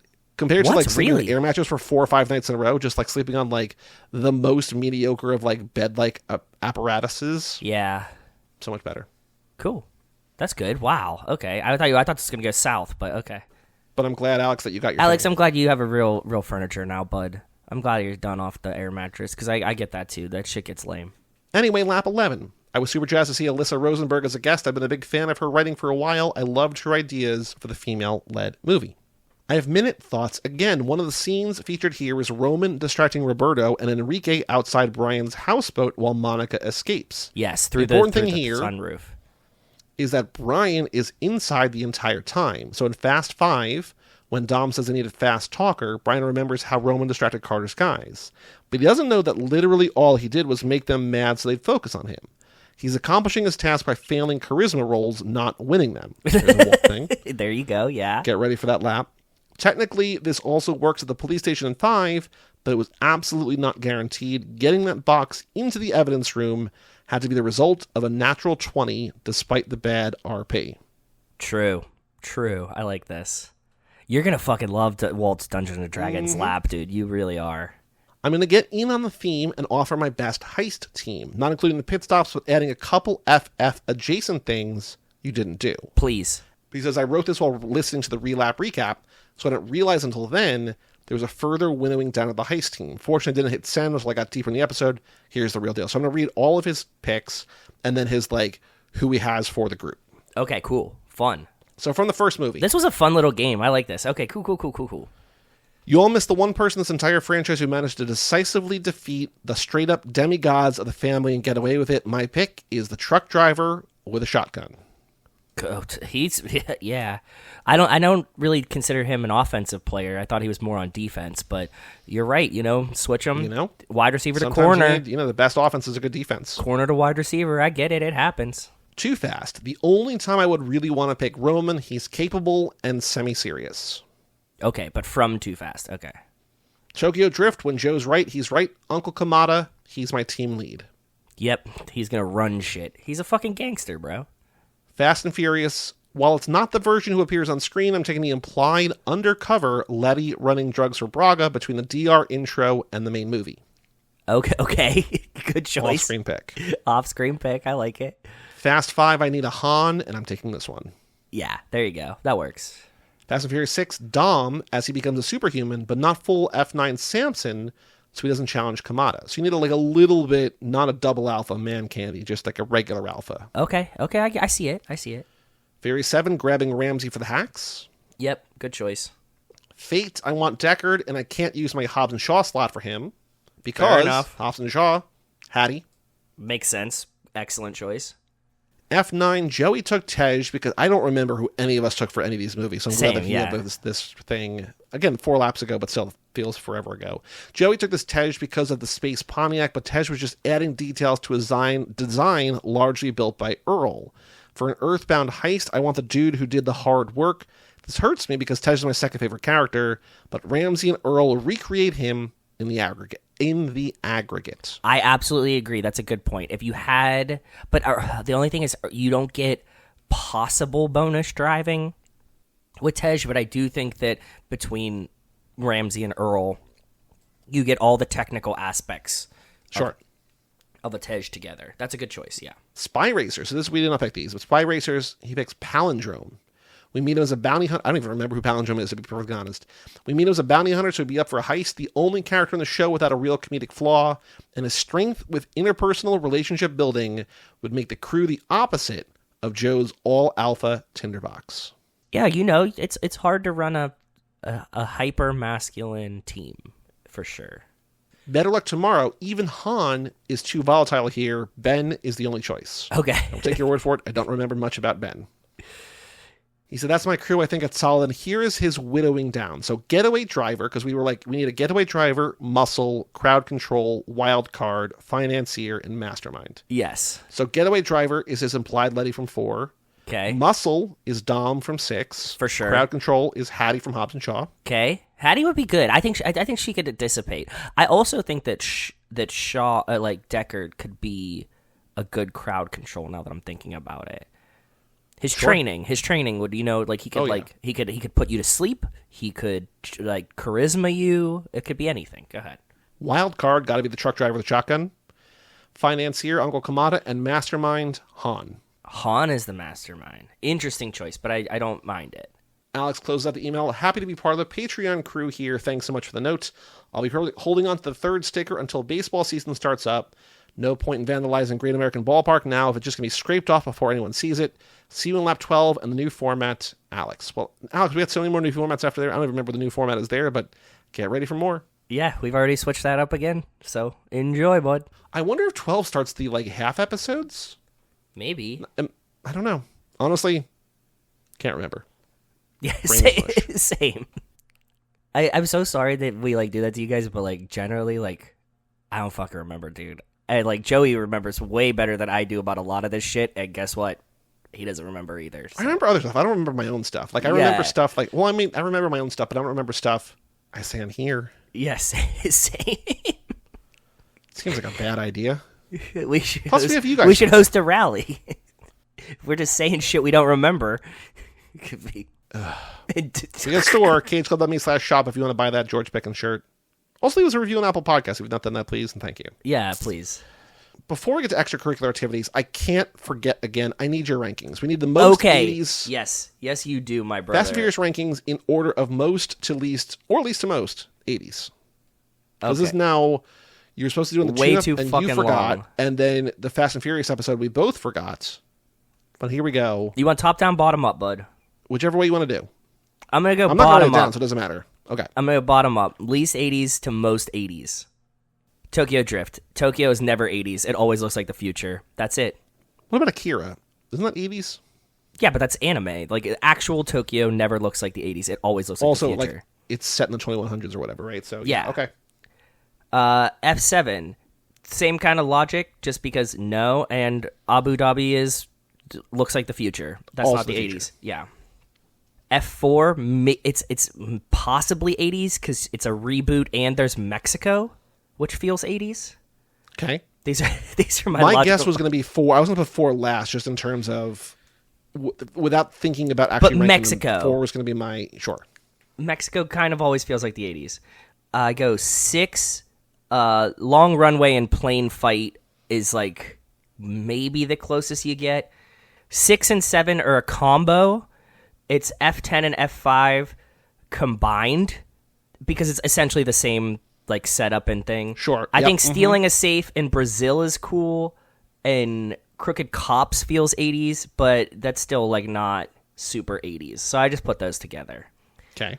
5 is Fate, just because we get a tiny glimmer of Cuba, which I consider kind of 80s, but Also, Russia's kind of 80s. Russia's kind of 80s, but otherwise not very 80s. No, 4 is the first one, and that's because stealing TVs with CRT tubes feels 80s to me. Sure. Yep. Yeah, just if if they're not you flat still screens. have. Yeah. You still have 2, 9, and Hobbs and Shaw. Yes. Okay. 3 is F9 because they literally go to the 80s. Whether or not that's Not true, cut, but yes. but they claim that they're in the 80s, so I think that we have to consider that partially 80s. 2 is 2 because Miami is always the 80s. Miami's permanently Sure, stuck in the 80s. Yep. Underglow. Yeah.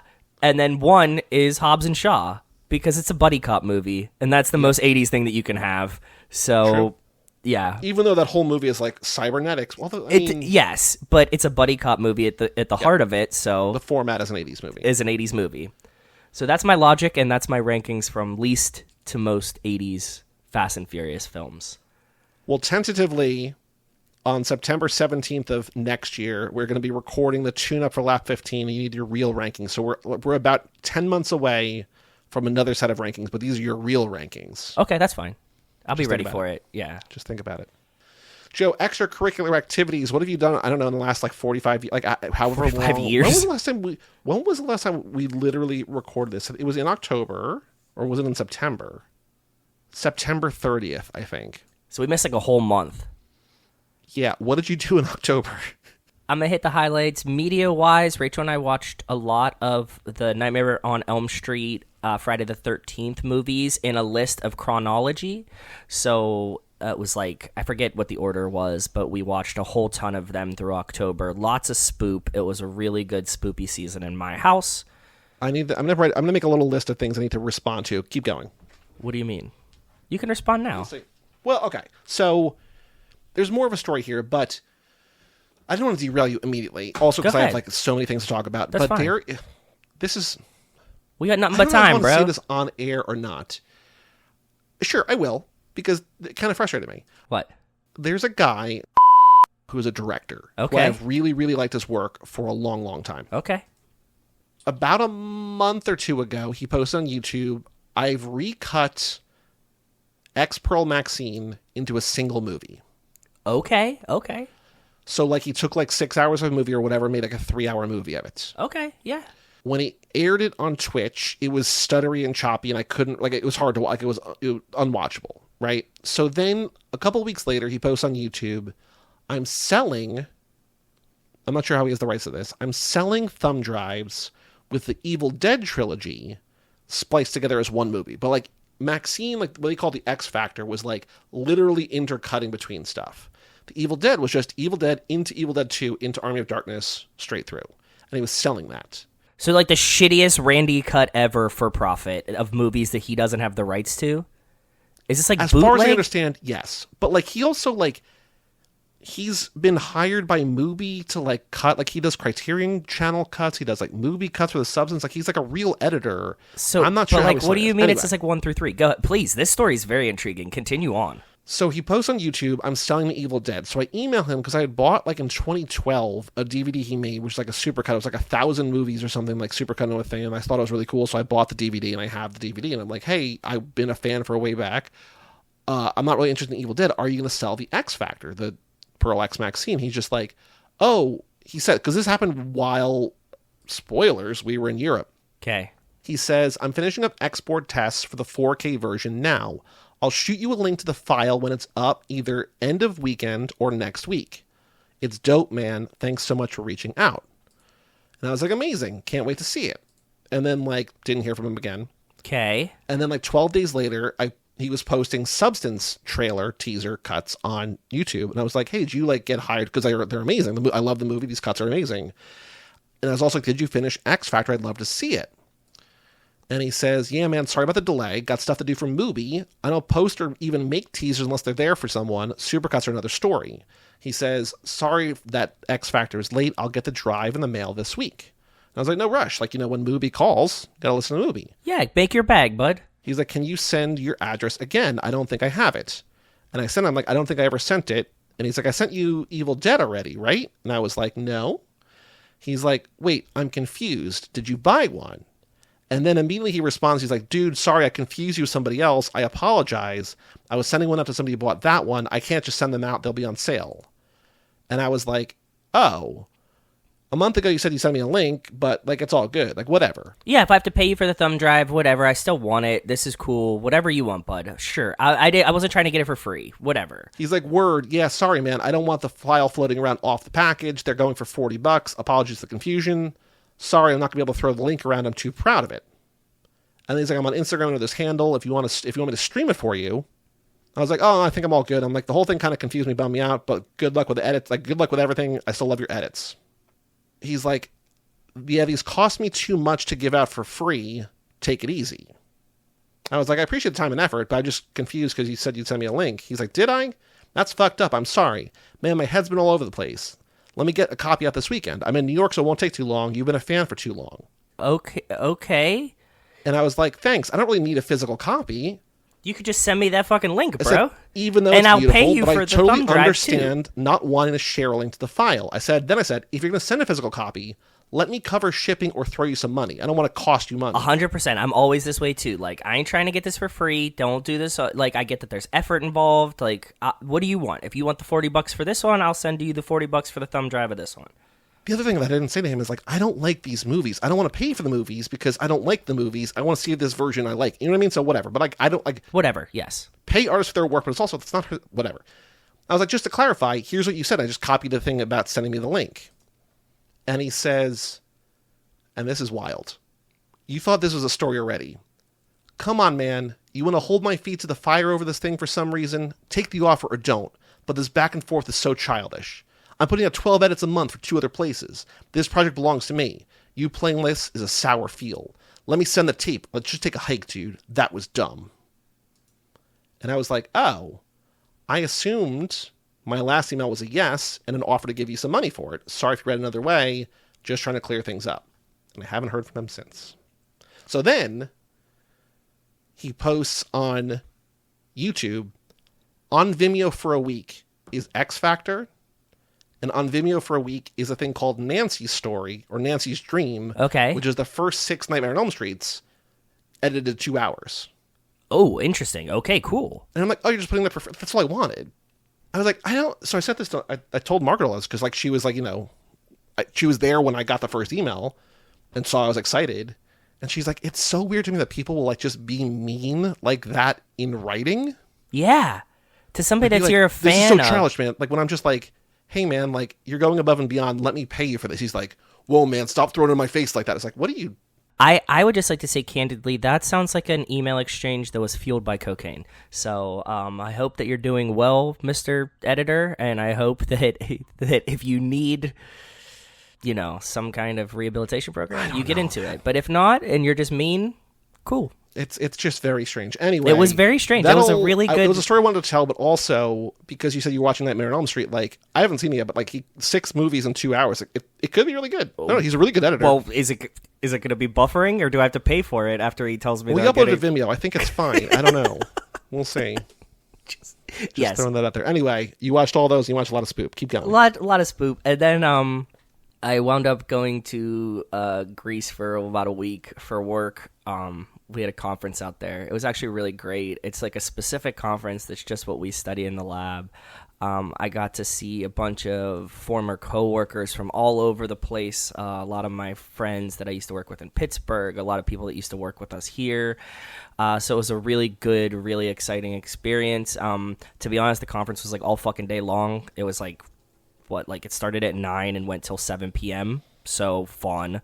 Didn't do too much Grease, but the Grease I did do was fun. I ate good. Well, it's always funny to me, like because you know, depending on the week, either we talk a fair amount on Facebook or not really. And I could tell, I can tell that you're not at home by like how quickly and how fully and what times you respond. Exactly. Yeah, for sure. And I would wake up to you saying a message like 4 o'clock in the morning or whatever, and I'm just like, why is he awake at 4? Maybe it couldn't sleep or whatever. And I'm like, where are you? You said Greece. And I was like, wait, what the fuck? Like, it just like, yeah. It felt like it came out of nowhere. I'm like, okay, save it for the show, I guess. No. No. Like, I was going to go, and then Rachel was going to join me, and then she was like, nah, I'll just stay home. So it was just me and a couple coworkers, but it was cool. It was a good time. I was very, very thankful to be home. I was glad to be reminded of what I love about being home. 7 hours is completely fucked. My whole, everything was fucked. Eating, sleep, everything. It was terrible. Oh, yeah. That was about it. I really don't know what else I do. I think 2 weeks is going to be better because I can actually, feel like yeah. talking about, movies and stuff will be good, but just, how do you cover a month without, talking for 45 minutes? No, that's what I'm saying. I think that was good. That was pretty much my big things, and then the Steelers are doing great. I'm really excited about that. Yesterday was NFL trade deadline day. That was the only important thing that happened yesterday at all, and the Steelers got a new wide receiver. So, hopefully, as someone... Mike Williams. The 11th Mike Williams in NFL history or something. Really? I don't know. I'm just making that up. But, there's been a lot of Mike Williams, and a lot of them have been receivers. I just want to say I saw a tweet that really put me in a good place yesterday, and it said, just remember, everyone, presidents last 4 years, and Lombardis are forever. And so, yeah, Steelers are going to win the Super Bowl this year, and I'm going to be a happy boy forever, and it'll be awesome. That's it. What have you been up to, brother? Because you have a lot to talk about, and I want to hear what you talk about. Please tell me everything. Well, the Vikings are 6-2. The Vikings went from being they're maybe the best so team in in football. Steelers. They might not actually make the playoff. It was just You got Sam Darnold. I know. Well, he's also Kirk Cousins. He's not. Well, no. Kirk is a different thing. Sam is Kirk Cousins. Sam turns the ball over so much, man. Kirk overthinks it. Kirk's an overthinker. Sam's just what if I fumbled here? Would we like it if I fumbled here? So he's more Carson Wentz. Because Carson Wentz also was the Yankees lost the World Series. That sucks. I'm sorry. There was a stretch where the Vikings lost on Thursday Night Football. The Yankees lost on a World Series on Friday and Saturday, and then Monday. Yeah. Or no, Friday and Saturday and Tuesday. They won on Wednesday. They lost the World Series on Thursday. Then the Vikings played again on Sunday Night Football, and like we're down early. I'm just like, I cannot get away from my teams losing This on week. national television. Yeah, you were just getting cooked. I'm sorry, brother. I hate when that happens.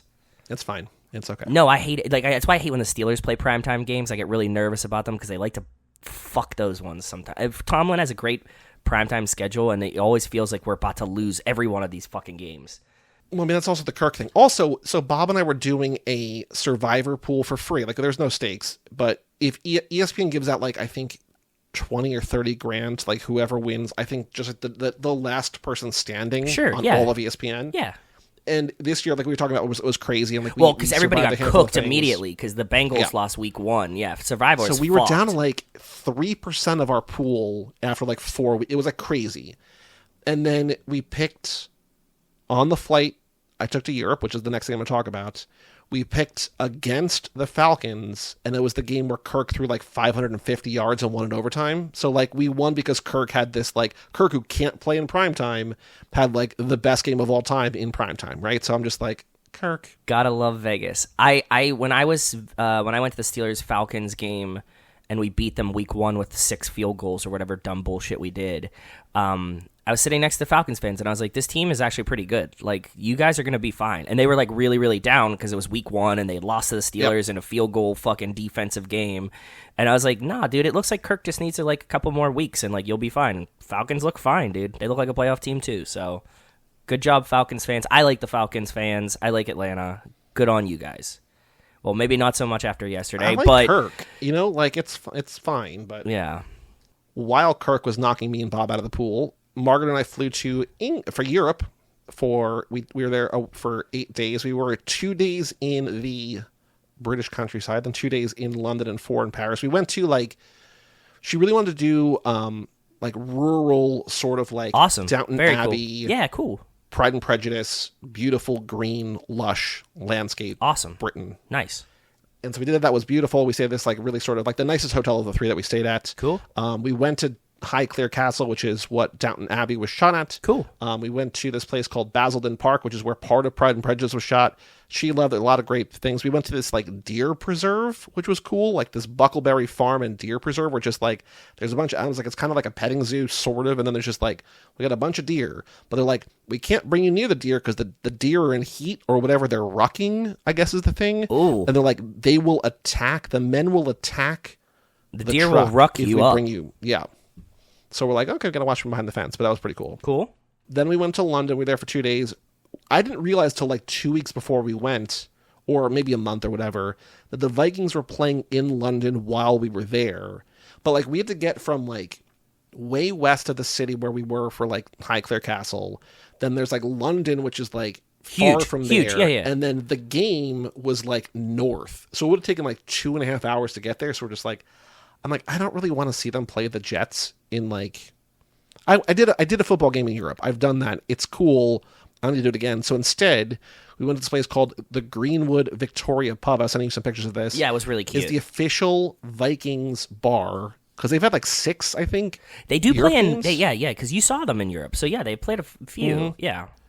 Also, by the way, good on you for not dragging Margaret to the game on vacation. Like, unless that was your plan, she would have gone. No. But unless that's your plan going into it, taking a whole 6 hours worth of vacation time to go to a Vikings game would have been painful for you, brother. So. Also, we had all of our luggage, and like, so we had to stash the luggage at the train station. Like, we took a train from Newbury to London. Then we took an Uber or a black cab from the train station to a different train station because it just would have been quicker. And we were like on a timeline. Paid to stash the luggage. Went across the street to the bar. Went back to get the luggage and went to the hotel. It was just like, this is already a nightmare. If we it's clusterfuck. To a stadium or whatever. Gotcha, smart boy.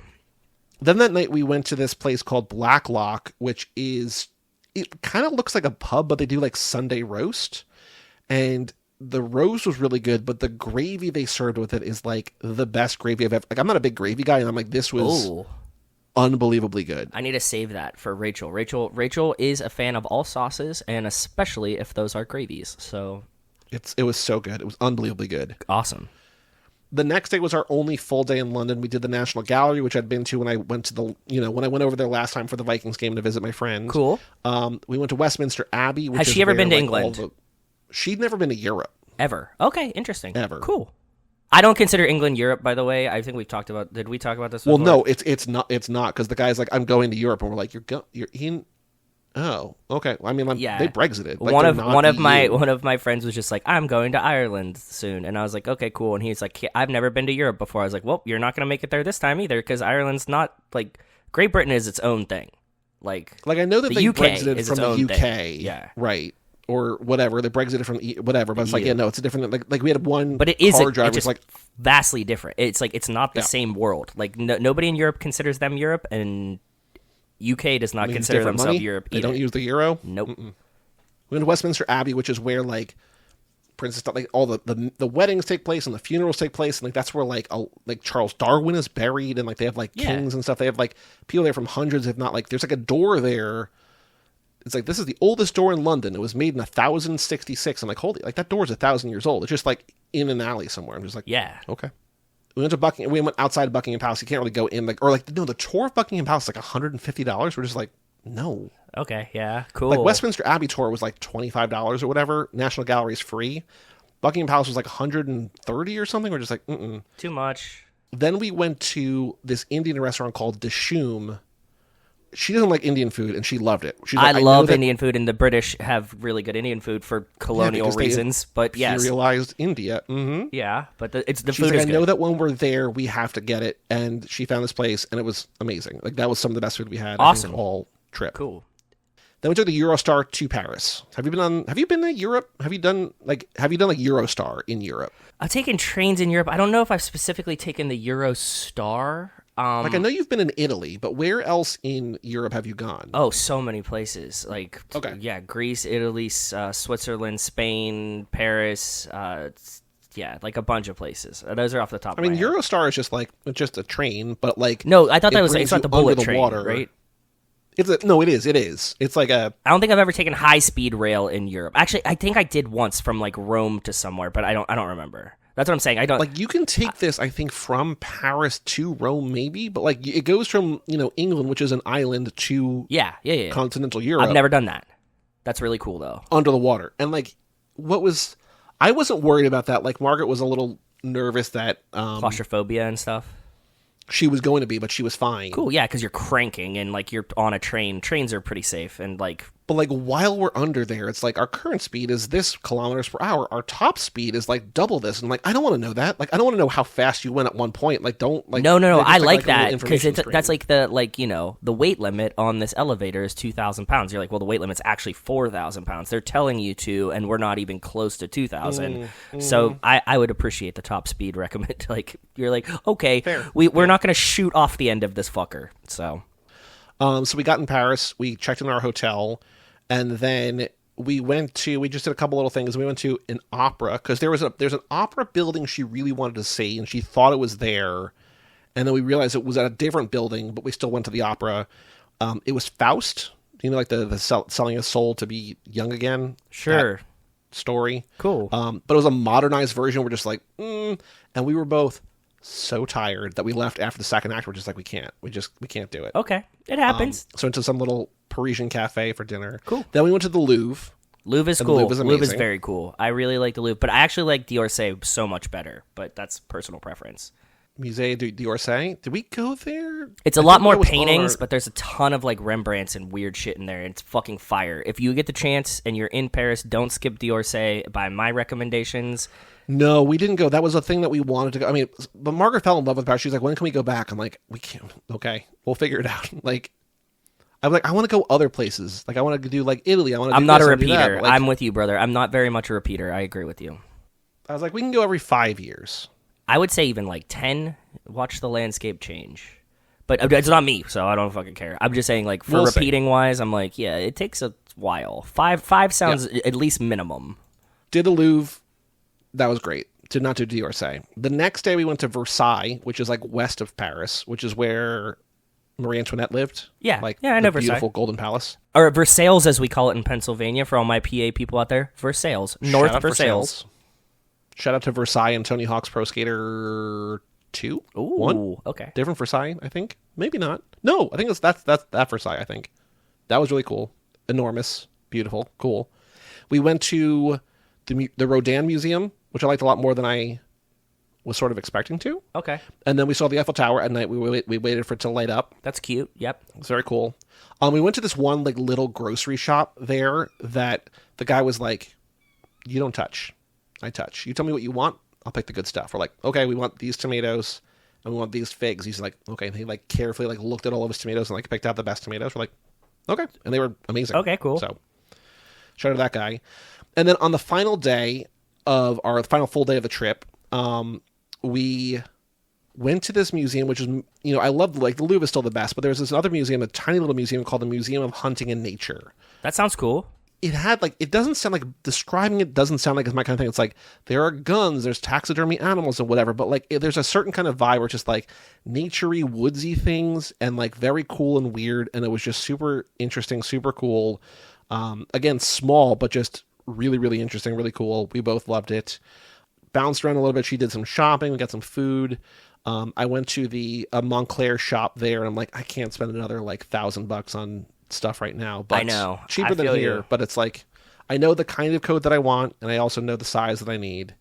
On our last night there, we had dinner at this Japanese-French fusion place called Akabeko, which is Okay. like, it's not, it doesn't have a Michelin star, but it's in the Michelin guide. Okay, yeah, that's And like, so it's like right there. Yeah. It's like a set course menu, and it was like 7 or 8 courses. There was like, it was like 7 courses, but there was like a pre-dessert, and then there was a dessert, and there was like a post-dessert. So it was like really like 9 things. Aperitif. But it was like sushi, because she's like, I don't know if we should go there. I'm like, your favorite food in the world is sushi. Like, you love Asian. We can't not have like the world's best like sushi French weird things. Fusion. Only Yeah, happening here. that's crazy. So we did that, and it was amazing. Like, they just had like so many like crazy things that were just amazing, delicious. That if it wasn't 3.5 weeks ago, I would remember better. But you know, and then the next day we flew back to here. We're here. Margaret and I went with Bob to see Illuminati Hotties in concert, one of my favorite bands. That was a lot of fun. Very cool. Bob and I saw the movie Honora in theaters, which I think now is just about in every theater. Is one of the best movies of the year. It stars Mikey Madison as a stripper who falls in love with this Russian diplomat's son, who's just like a fuckboy at the club.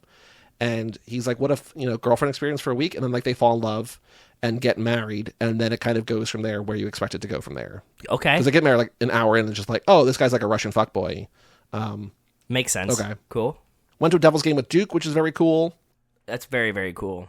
Margaret and I went to the theaters on Halloween to see Suspiria. I completed my Hooptober list with Suspiria, which is very cool. Congratulations. Thank you. But then the thing I've been building up toward is that this past Saturday, Oh, Margaret and I got engaged. There is a funny story, though. congratulations. Thank you. I'm knew it so was happy. happening. I knew it was happening. I was so proud and happy for you guys. Margaret's great. Thank I'm a you. big fan of hers. She- You not so much, but her, yes. That's fine. It's acceptable. we talked about it for like forever. She knew it was coming. I'm like, it's gonna happen in Q4 because her birthday's at the end of September, and she's like Q4 is the best. Like starting my birthday, it's like her birthday, my birthday, our This is so anniversary, beautifully Christmas, weird. Thanksgiving, whatever. Q4. And she's like, Okay. and so we went to Europe, and like the entire time leading up to Europe, she was like, people are gonna pick your pocket, not my pocket specifically, but like there are pickpockets in Paris. You need to be careful.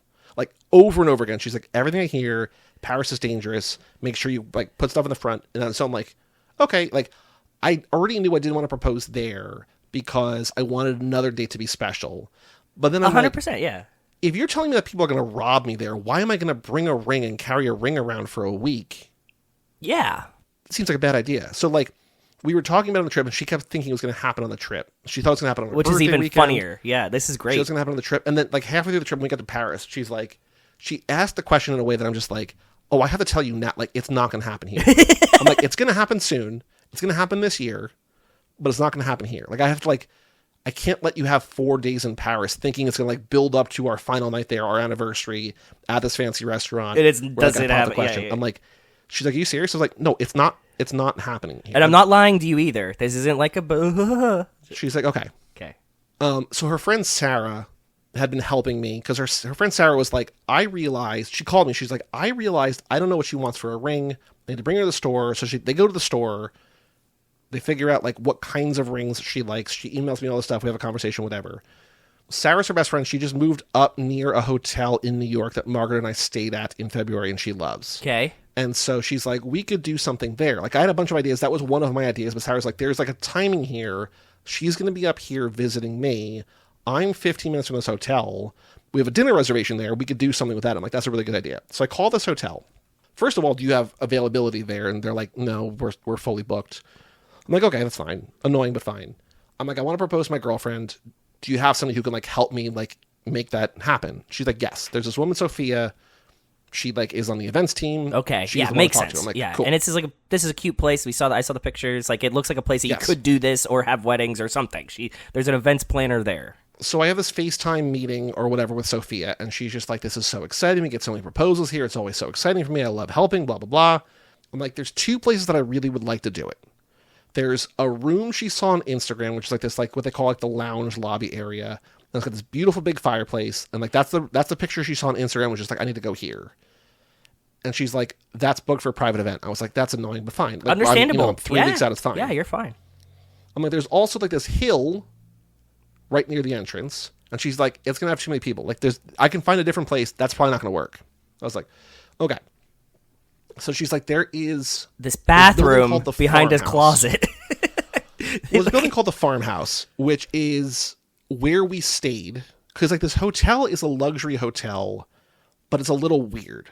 Where there's like at the top, there is like the gift shop and lobby and restaurant and gym and this lounge, this area with like the fireplace. But there's no rooms up there. They have like a line of cabins, like luxury cabins around the property. Yeah, makes sense. And there's like this big farmhouse, what they call the farmhouse, where there's a bunch of hotel rooms. And so to get to any of those, they like have like Jeeps or Sprinter vans bring you down, bring you back up. Like you call, they're like, oh, we'll be there in 2 minutes. Yeah. So like we have a space in the farmhouse. It's beautiful. Because I like explained, like she's not going to know, but as soon as she sees me, she's going to know and blah, blah, blah, whatever. Yes. She's like, okay, there's this little bar there that you can stay. And then when you see her, you can walk her out a door around the side. It's secluded. It's private. It's beautiful. It's going to be sunset, whatever. I'm like, this is great. Sounds awesome, dude. So I get a photographer. I tell Sarah the plan. Sarah's plan is to get Margaret to go there, do some stuff at the top, and then get down to the farmhouse. Makes sense. I'm going to be down there. Yes. And so I'm going to get there at like 4. The photographers can get there at like 4:30. They're going to get there at 5. I'm hoping to have them down there at 5:30, whatever. Yeah. On Wednesday, 3 days out before the thing, I text Sophia. I'm like, hey, just checking to make sure that we're all still good. No response. She has read receipts, though, for some reason. No response. But I see she's read it. I'm like, okay.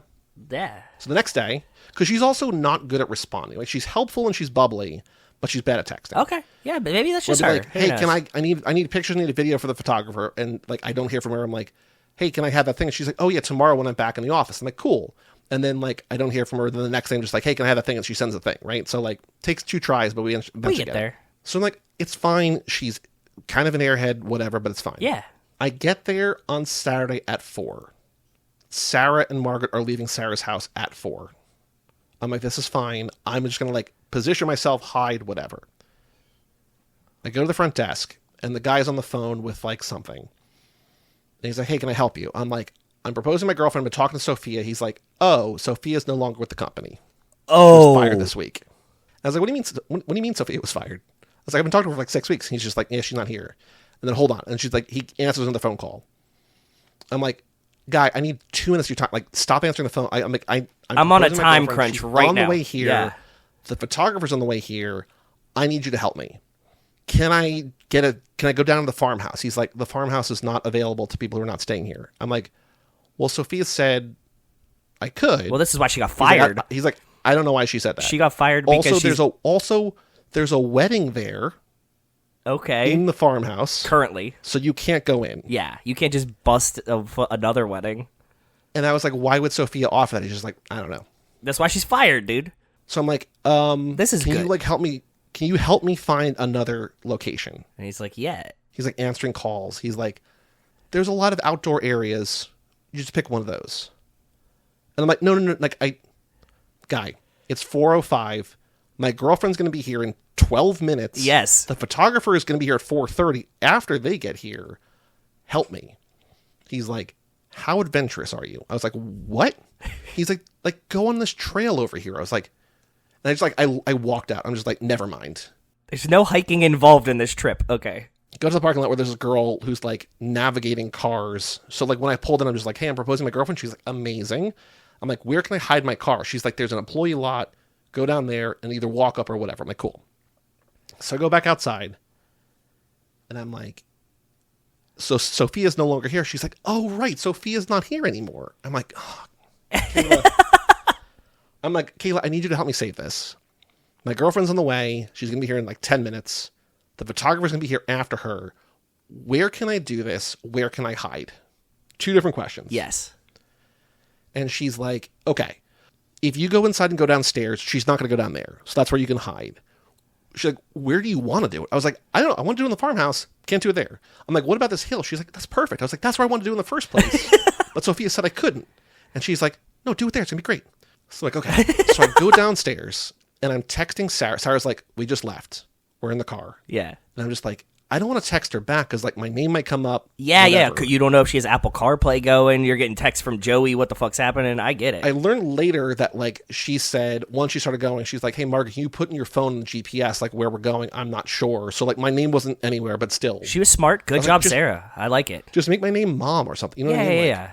Fuck boy from bar 15 days ago. Whatever. Yeah. I call the photographer and I'm like, everything I told you is out the window. None of that matters anymore. Okay. I'm hiding in the bathroom. When you get here, park, come find me. I'm gonna tell you the new plan. Cool. Okay. It's like, I'll be there 4:30. I'm like, cool, got it. So Margaret and Sarah get there at like 4:20-ish. She's like, we just parked. Where are you? I'm like, I'm hiding. And so Sarah's like, oh, my stomach. Oh, this. Like, she's like, oh, Margaret, can you show me this thing on the camera? And like, she's just like buying time however she can do it. I call the photographer again at like 4:35. I'm like, where are you? He's like, I'm looking for parking. I'm like, I don't give a shit, man. Just park. Just like find a place. And eventually he like parks and gets his stuff out and comes downstairs like 4:45. So I've been downstairs for like 30 or 35 minutes. Nice. Most of that in a bathroom. Yes, you are in the closet. There you go. So Sarah's texting me like, we're in the gift shop. We're here. I have the photographer saying I'm on my way. I have Kayla, the employee in the parking lot, like, they're here. What do you want me to do? I'm just like, I don't know. Like, you're not in on, like, it's fine. Like, just like, you're helpful, but like, whatever. Appreciate the enthusiasm. And she like opens the bathroom door. She's like, they're upstairs. I was like, I know. Okay. So the photographer finally comes downstairs. I tell him the plan. He goes and gets set up. I'm like, text me when when you're set up and I'll come outside. He's like, okay, I'm good. And I go upstairs and I go in the room with the fireplace, which is where they are.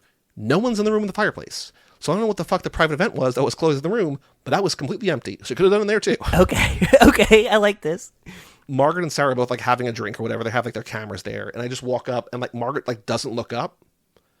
And I just stand there for like what feels like forever. It's probably like 5 seconds. And then she eventually like looks up and like immediately just starts crying. Cause she knows what it is. Yeah, that's like, cute. You want to come with me? She's like, what's happening? And then I just bring her outside and do the thing and get the pictures. And Kayla took video and Sarah took video and it was perfect. That's very cute. But fun story. That one is clusterfuckedy as it could go. How did you time it so badly? I know this wasn't you timing it badly. What happened that broke the timing? So what happened was originally it was supposed to be 5:30. Yeah. I was going to get there early. The photographer was going to get there early. Sarah and Margaret were going to get there at 5 and then go down. And I'm like, I'm worried about the sunset because it was the day of daylight saving. So that night we were going to lose an hour. So it was like the last day with like a 5:30, 5:45 sunset. And I said to Sarah, I'm like, I'm worried about the sunset and losing time. And if you guys like, I don't use this phrase, but like if you dick around up here too long and get down there too late, it's going to be dark. We're going to lose the sunlight. I'm like, can you get there a little bit earlier? She's like, cool. So that's when she's like, I'm leaving at 4. And in my head, I'm like, in a normal thing, if this all went smoothly, totally fine. I can't believe you didn't build yourself in so much buffer, you goober. Well, no, because what happened was I was going to go down there, and then I was going to just hang, and I was going to have an hour. And the photographer's get there, he's going to have like 45 minutes, and then they were going to make their way down there. But all of a sudden, we can't go down there. Yeah, that's so true. The whole, like, having time to, like, kill while I get down there or whatever, and, like, buying time doesn't matter. Your faith in others was very high. Everyone is in the same area, which is like immediately when you get there. And I'm like, well, okay. Either way, it worked out. She says yes. This is It worked out. this She is a said fun yes. story. I'm glad I got to hear that. I haven't heard this one, so No, I saved that for Yeah, this. thank you, And thank like you. I told other people, they're like, you'll always have the story that you were in the bathroom for half an hour the day you proposed. It's just it's like funny. you're- Yeah, you know. exactly. That's way more fun like this. If it like what everybody, it's like, oh man, I did this thing and it went so smooth. You're like, that's no fun. Like, what the fuck does that mean? I was literally like, what do you mean Sophia doesn't work here anymore? Like what? How? That's a great way to start this. That was awesome.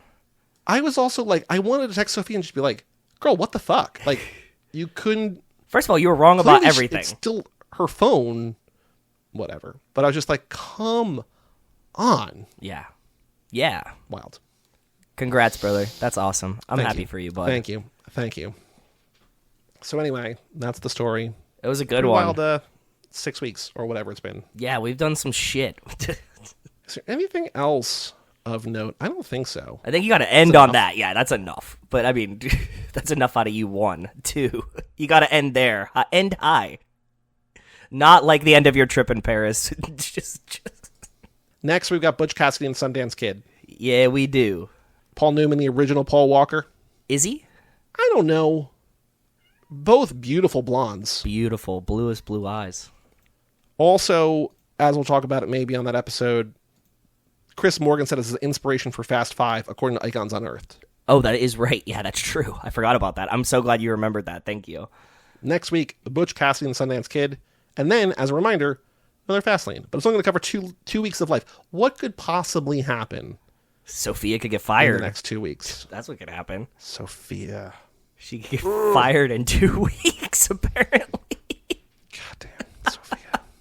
Anything else to say in this episode? No, that was fun, brother. I'm happy for you. That's the main thing. I'm really happy for you. Thank you. You're welcome. I'm also happy for us that we're in the Tokyo Drift era, but I'm also, I'm happy about like the last month that I had, but I'm also like, this is like a new Too Fast. It is. It is. Email in family@cageclub.me. We'll read it in 2 weeks. Send us news. I mean, again, the news is kind of quiet, but you know. Yeah, whatever. Jordan Brewster doesn't even know when they're starting this fucking movie, so who knows? Nope. Who knows? But anyway, for all things Too Fast, Too Forever, go to cageclub.me, facebook.com/TooFastTooForever, or @TooFastTooForever on all the social media platforms. Email us, family@cageclub.me. Check out our Patreon page at TooFastTooForever.com and our store at cageclub.me/shop. And come back next week for Butch Cassidy and the Sundance Kid from 1969. I'm Joey Lewandowski, I'm Joe, too. and we will tell you all about it. When we see you again. Unless we get fired like Sophia.